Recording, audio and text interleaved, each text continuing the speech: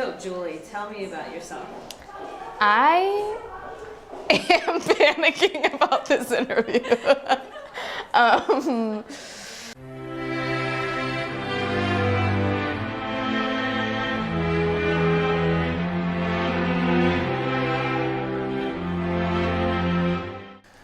Me, wow. I'm the general manager of WOLV TV. About myself, I'm a senior graduating with a degree in SAC. My name is Courtney Smalley. I'm a senior here at the University of Michigan, graduating in April 30th to be exact. I'm a screen arts major. My name is Ben Myers. I am a political science major actually, but recently I became a global media studies minor because I thought it could help me in my career in broadcast. I am a senior, hopefully graduating in a few weeks. I am studying meteorology in the College of Engineering, so that's why I am the weatherman on WOLV TV. So my name is Maddie Kimball.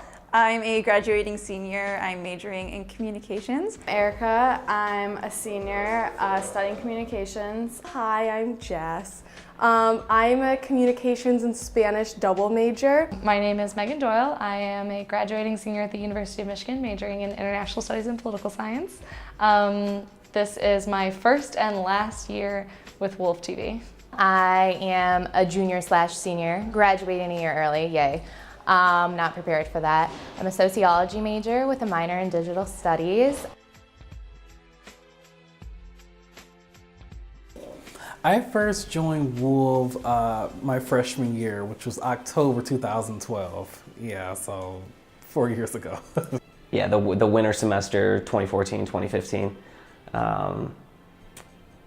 And I did the weather on the snow day that we had during the Super Bowl of that year as well. So that was the first time I did that, which was nerve-wracking to say the least.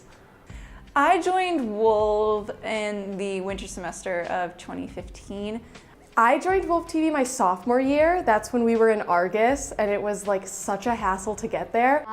Weird story, actually. I transferred to Michigan and I had no idea what I wanted to do with my life. So my parents, being annoying and meddling that they are, just went on the website, the Michigan website, and searched for clubs, and they were like, hey, you love TV, maybe you can try this. So I went to one of the meetings and I liked it, so.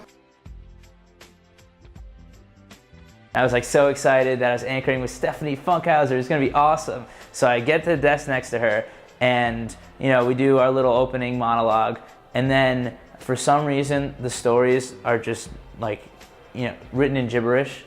I look at the teleprompter and it's not English. I don't know what kind of language it is, but I start trying to call the highlights, but then all of a sudden I just look at Stephanie and I just start laughing. I just start breaking down laughing in the middle of the show, and they had to stop the show and they tried to start it again, but for some reason the teleprompter was still in gibberish and I was still laughing, and they had to cancel the show because I couldn't stop laughing, and that week's episode has never been seen again. Thank God.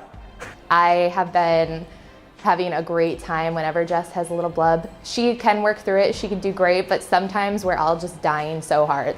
We kind of talk about a lot of personal stuff. I guess one of my most embarrassing is when, for one of our Real Talk questions a couple months ago, we used an actual question of mine about my relationship, and my hosts tore me apart on set and basically just they didn't know that it was from me, and they were like, oh, duh, of course, you should do this. And then afterwards I was like, that was my question, and it was kind of awkward.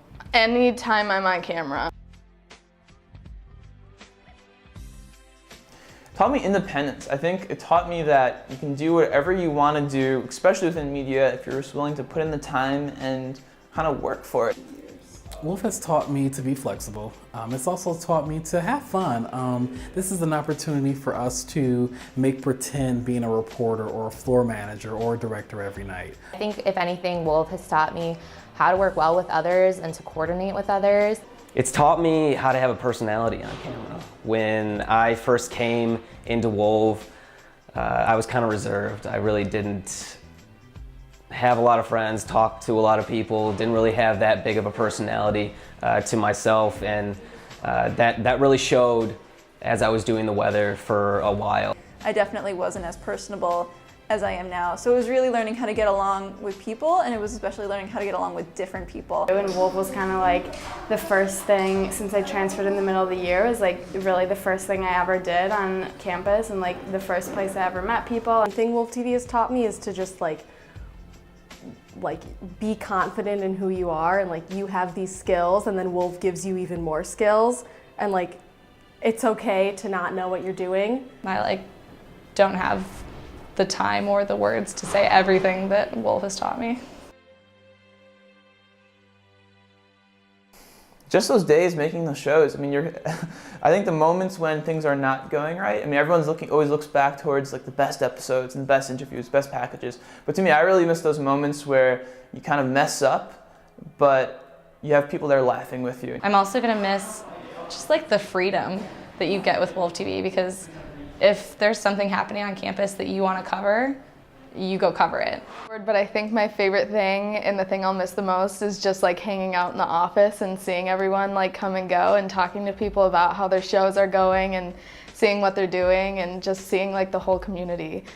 Just the like sports night family, to be honest. Like I know every show has their own little family, and ours is like, you know, they're some of my best friends, and I'm really gonna miss them. And I'm really gonna get emotional for our last episode on Monday.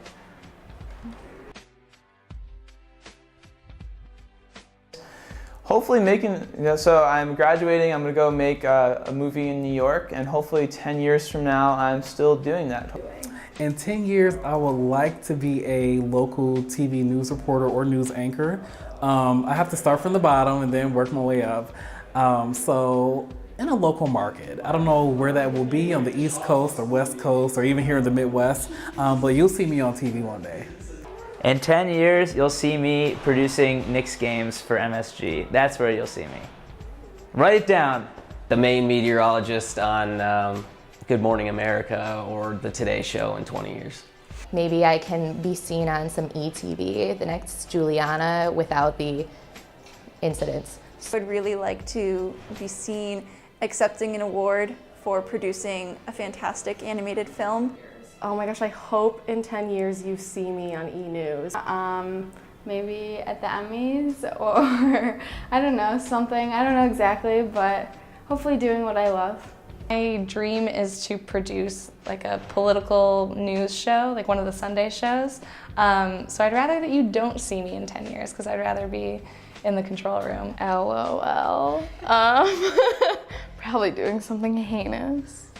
In 10 years, I'll be either like somebody will be reporting about me doing something real weird, and you'll be like, ew, I used to know that girl, but I'm gonna pretend like I didn't.